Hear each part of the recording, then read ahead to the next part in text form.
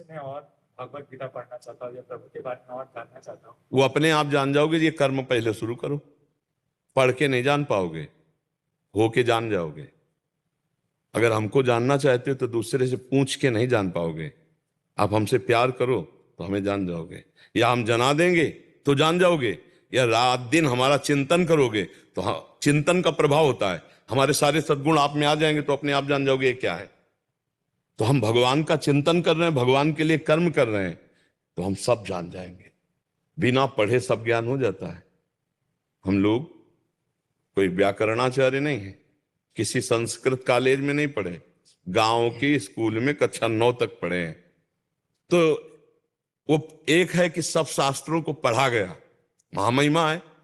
और एक है कि हम कुछ नहीं जानते, राधा राधा राधा राधा राधा राधा। तो जो आया वो दिया हुआ आया, उनका सोई जाने जे देव जलाए। अब वो परमात्मा ने दिया हुआ ज्ञान है। आप जो सुनने आए ना, ये पढ़ा लिखा ज्ञान नहीं, ये परमात्मा का दिया हुआ ज्ञान आप सुन रहे हैं। इसीलिए जो आपको प्रिय लग रहा है, सुखद लग रहा है, ये परमात्मा का दिया गया। नहीं, विद्वान तो बहुत, हम पढ़े लिखे ज्यादा नहीं है।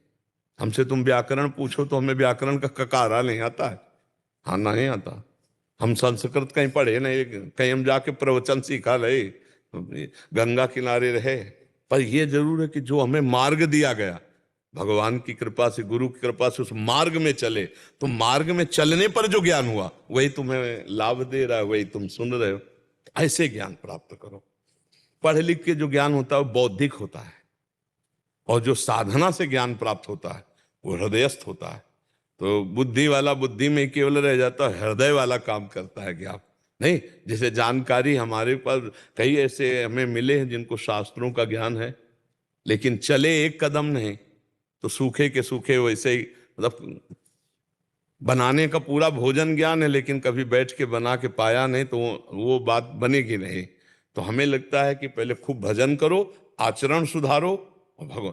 अब ज्ञान गीता कंठस्थ है, और पराई माता बहनों की तरफ गंदी दृष्टि में विचार हो, दूसरे के धन लेने की इच्छा हो, और मनमानी आचरण हो, और गीता कंठस्थ है, तो हमें लगता है कि गीता को जाना नहीं। अभी तुमने भगवान की आज्ञा का पालन नहीं किया, इसलिए गीता प्रकाशित नहीं होगी। और कुछ नहीं आता, और कृष्ण कृष्ण कृष्ण कृष्ण राधा राधा राधा, और गंदे आचरण ना करो, तो अभी गीता का ज्ञान एक आदमी श्लोक में बोलेगा और तुम ऐसे देहाती भाषा में बोलोगे, अर्थ वही होगा। मिला लो दोनों को, वेद में देख लो और उस सच्चे भजनानंदी की बात पकड़ लो, तो दोनों का एक होगा। जो वेद बोल रहा है वही उसके, क्योंकि भगवान ही से तो वेद प्रकट हुआ और भगवान ही उसको ज्ञान करवा रहे हैं। तो हमारी बात समझ पाए आप? हाँ, नाम जप करो, अच्छे आचरण करो। दूसरों को दिखाने के लिए ज्ञान नहीं होता, अपनी अनुभूति के लिए ज्ञान, और वो अनुभूति भजन से होती है। वो पढ़ने लिखने से नहीं होती, वो भजन से होती है। वेदांत में कहा गया, नायम आत्मा प्रवचनेन लभ्या न मेधया न बहुना श्रुतेन। आत्मज्ञान, आत्मबोध जो है वो बहुत प्रवचन करने वाले को भी नहीं प्राप्त होता। बहुत बुद्धिमान है तो इसको आत्मज्ञान, बोले नहीं। बहुत सुन रहा है, बोले इसको आत्मबोध, बोले नहीं।